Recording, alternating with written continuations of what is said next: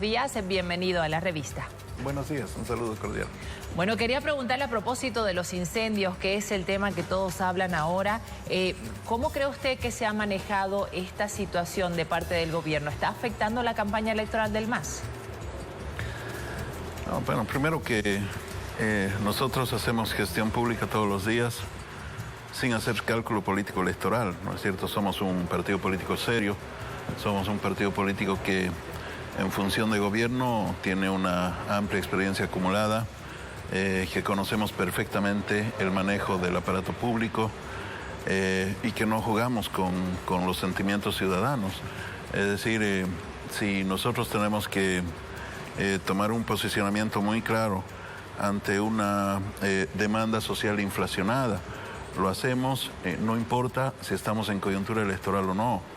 En el tema de los incendios, reaccionamos igual que reaccionamos el año 2008, cuando se produjo una gran inundación devastadora en muchos sitios en el sur de la Amazonía, en la ciudad de Trinidad, en el departamento del Beni, ¿no es cierto? Y en este caso lo hemos hecho igual, es decir, es una prioridad nacional. En los hechos, la lucha, el combate a los incendios forestales en la Chiquitanía se han convertido en una prioridad nacional. ¿Y por qué prioridad nacional? ¿No es cierto? Porque nuestra campaña política, muchas acciones de gestión pública han quedado desplazadas a segundo plano y hemos trasladado la logística, la estructura del Estado. El gran apoyo de la cooperación internacional lo hemos trasladado a la Chiquitanía. Ayer mismo hemos estado trabajando durante 9 horas en la formulación de un plan de recuperación de la Chiquitanía. Lo hemos hecho con los ganaderos, con los forestales, con los indígenas, con los campesinos, con los interculturales, con los representantes de las familias afectadas. Pero además vamos a tener una nueva reunión, un nuevo evento de trabajo con las autoridades locales. Pero ya van 2 meses de incendio, más de 2 millones de hectáreas afectadas. Hay quienes opinan que el trabajo no ha sido suficiente y van a tener un costo político en las elecciones, sobre todo en Santa Cruz. Igual sucede en Brasil, igual sucede en Sudáfrica, igual sucede en otros sitios del mundo. O sea, es un fenómeno cíclico, cada vez con una periodicidad menor, ¿no es cierto?, que emerge de las nuevas condiciones de vida en el planeta, que son condiciones que emergen del cambio climático. Entonces, ¿no es cierto? ¿Que está bien todo el manejo de esta situación? ¿No cambiaría nada de lo que se ha hecho o lo que se hará? Estamos haciendo todo lo que esté a nuestro alcance. Reitero, esta es la máxima prioridad nacional. Luego, politizar el tratamiento de este tema no corresponde, ¿no es cierto? Nosotros no vamos a caer en ese juego. ¿No incide entonces en las encuestas, en la proyección que ustedes tienen para el 20 de octubre? No, lo que pasa es que el pueblo boliviano es un pueblo históricamente con un gran nivel de conciencia social, ¿no es cierto? Y en estos últimos años el pueblo boliviano tiene una gran conciencia patriótica. O sea, no es que una contingencia, una emergencia, una situación crítica que responde a un contexto va a modificar el escenario político. No hay una fuerza política que apropie, ¿no es cierto?, que pueda beneficiarse con estos incendios forestales que se han presentado, ni tampoco el movimiento al socialismo va a ser afectado. Por el contrario, la gente está viendo, ¿no es cierto?, todo el desplazamiento, lo está viendo al presidente trabajar personalmente en la Chiquitanía, combatiendo el fuego, ¿no es cierto? Y esa es una valoración que seguramente queda en la conciencia ciudadana. Otra de las preocupaciones sociales es la salud, ministro. ¿Cómo afectará a la campaña electoral este tema? Es una prioridad, es una absoluta prioridad, ¿no es cierto? El tema de la salud. No se puede decir lo que tenemos ahora es lo mismo que teníamos antes, no, de ninguna manera. O sea, la multiplicación de personal, la multiplicación en cantidad de ítems, de recursos asignados, de infraestructura, es notablemente significativa. Pero además filas, ministro, estamos trabajando hospitales. en un sistema de universalización de la salud, ¿no es cierto? Una cobertura universal que luego está acompañada también de una cualificación en los niveles de especialización. Estamos garantizando una inversión que no tiene parangón con toda la historia de Bolivia en la construcción de nuevos centros de salud, inclusive avanzando a un nivel especializado.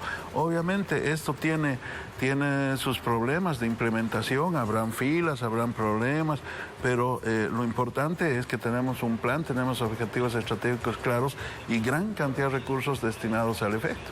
Pero ¿por qué sigue siendo un problema? Una de las principales preocupaciones de la población precisamente es esa. Es normal y la salud es la máxima preocupación en cualquier lugar del mundo, indudablemente, ¿no es cierto? Pero nosotros venimos fortaleciendo el sistema y no hay una propuesta que realmente sea mejor a la del movimiento al socialismo. Por el contrario, ¿no es cierto? Las otras propuestas que se han presentado en materia de salud, esas sí que son atentatorias al sistema de salud. Pretender financiar el SUS con la afectación de las cajas de salud, con los aportes de los trabajadores, financiar el SUS con los aportes acumulados de los trabajadores, como propone Comunidad Ciudadana, o pretender que la salud y la educación a futuro van a funcionar con los fondos de la privatización que proponen ambas tendencias de oposición.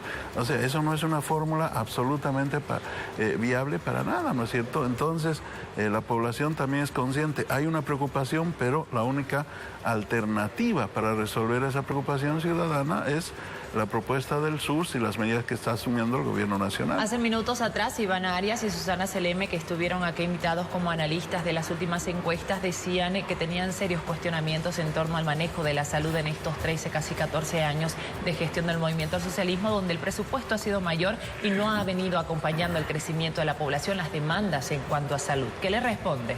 Sí, pero también lo que decían es, no es cierto, como que nosotros hubiéramos recibido dinero por casualidad, ¿no? O sea, la matriz de todo este proceso de cambio es haber recuperado el excedente económico.